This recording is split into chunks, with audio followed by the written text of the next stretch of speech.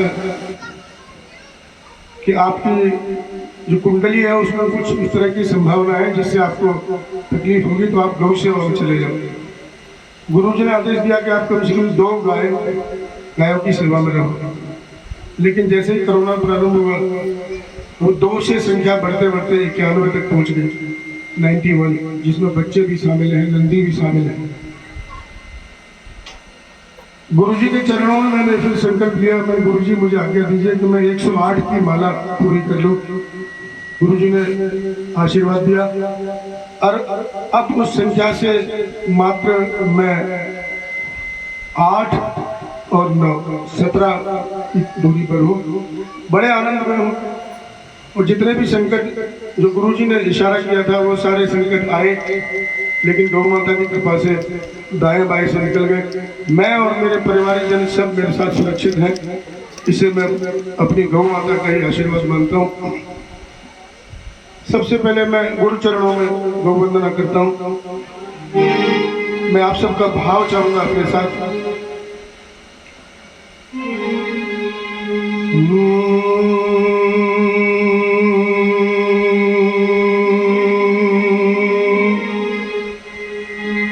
गौ मेरा गुरुदेव, गौ मेरी माता, गौ गोविंद, गौ मेरा दादा, गौ मेरा गुरुदेव, गौ मेरी माता, गौ मुकुंद, गौ मेरा दादा।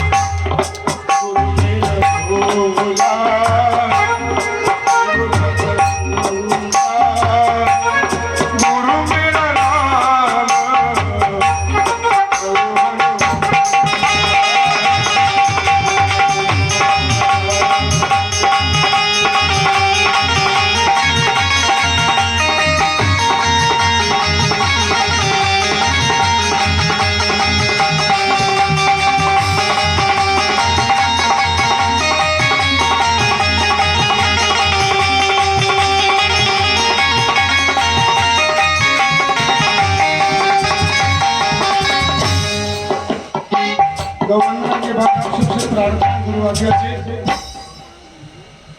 मेरा आपसे निवेदन है कि गौ माता के चरणों में आप जाइए। मेरा अपने अंतस के निजी अनुभव है, यदि मैं गुरु आज्ञा से गौ चरणों में नहीं होता तो मैं शायद मेरा और मैं मेरा परिवार और मैं नहीं। आज हम जो कुछ भी है गुरु आज्ञा से गौ चरणों की वजह से। ये मेरा जो भी जीवन आप देख रहे हैं ना, आपके सामने गुरु आज्ञा से दो शब्द बोल रहा हूँ, ये सब गुरु आज्ञा की गौ सेवा के कारण ही। अदरवाइज तो 18 साल की उम्र से लेकर 52 साल तक के 46 लोग काल कवरित हुए। रोज का एवरेज था 8 लोगों की चिताएं हम छत पर खड़े होकर देखा करते थे। चारों तरफ से ये भीभत्स दृश्य हम देखा करते थे। मैं आप सबसे एक निवेदन करूंगा, गौ माता हमारी सनातन संस्कृति का मूल है और पूरे विश्व की मांग है। इसलिए आप सबसे एक अनुरोध है कि हम और आप में तो ये स्थिति है कि हमारी परंपरा है कि सुबह की जो पहली रोटी है हम गौ माता को अर्पित करते हैं। लेकिन मेरा निवेदन ये रहेगा कि जो बच्चे हैं, जो आगे की जो पौध तैयार होगी, जो आगे की पीढ़ी तैयार होगी, आप ये कार्य अपने बच्चों से करवाइए। सुबह का जो पहला गौग्रास है, जो पहली रोटी है, वो आप स्वयं न देकर बच्चों से दिलवाइए। एक आध दिन वो नानू कर करेंगे, बाद में उनकी आदत बनेगी, फिर उनका स्वभाव हो जाएगा। और एक दिन तुम भूल भी जाओगे ना तो तुम्हें कहेंगे कि मैया आज तुमने गई गौ माँ के लिए रोटी दी। तो ऐसा आप जरूर करिएगा।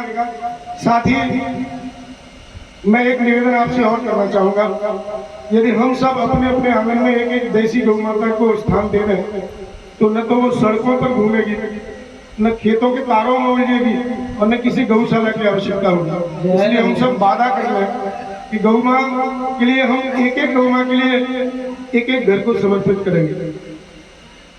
आज से अपना वादा रहा,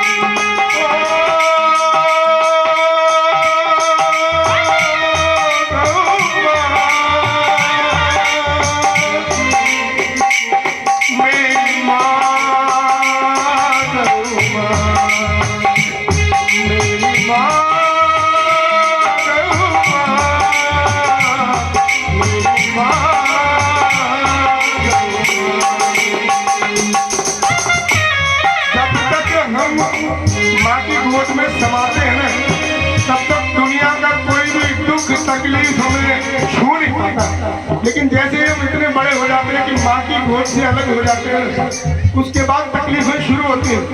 हम माँ को भले ही भूल जाए, लेकिन बड़े होने के बाद हम भले ही माता पिता का कहना नहीं माने, कोई भी काम करने से पहले उनसे पूछे नहीं। लेकिन जब भी हम पर संकट आता है ना, तो माँ कुछ कर सके या न कर सके, लेकिन वो फिर भी उस ईश्वर से प्रार्थना करती है जिसे वो मानती है। राधे। जैसे यदि गौ माता की पुजारी, गौ माता की भक्त कोई माँ है और उसके बेटे पे संकट है, जैसे जब मुझे कोरोना हुआ तो मेरी कमरे से अलग कर दिया। माँ रोने लगी, बार बार आ जाती थी। एक दिन मैंने डांट दिया, अंदर से कुंडी बंद कर दी। लेकिन पता नहीं रात में ऐसा क्या हुआ कि कुंडी मुझसे खुली रह गई। और रात को सोते समय मैंने देखा कि एक हाथ मेरे माथे पर चल रहा है। मैंने हाथ को पकड़ा, लाइन कराई, देखा माँ थी। मैंने माँ से कहा, माँ ऐसा क्यों? तो माँ की आंखों से आंसू आ गए। बोले बेटे, तेरे बिना, तेरे न होने के बाद मेरे होने का अस्तित्व क्या है? ये होती है मेरी माँ।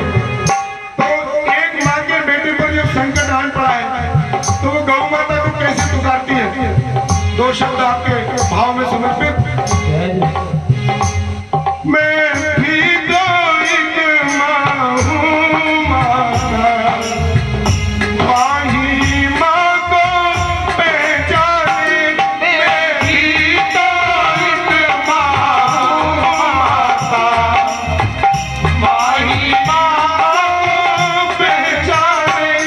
बेटे का दुख क्या होता है, ये और कोई अब क्या जाने।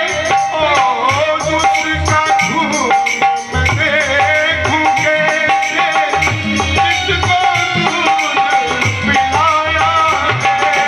चलो बुलावा आया है, अम्मा ने बुलाया है। चलो बुलावा आया है, अम्मा ने बुलाया है। श्री आनंद धाम में गौ माँ ने दरबार लगाया है। चलो बुलावा आया है, अम्मा ने बुलाया है।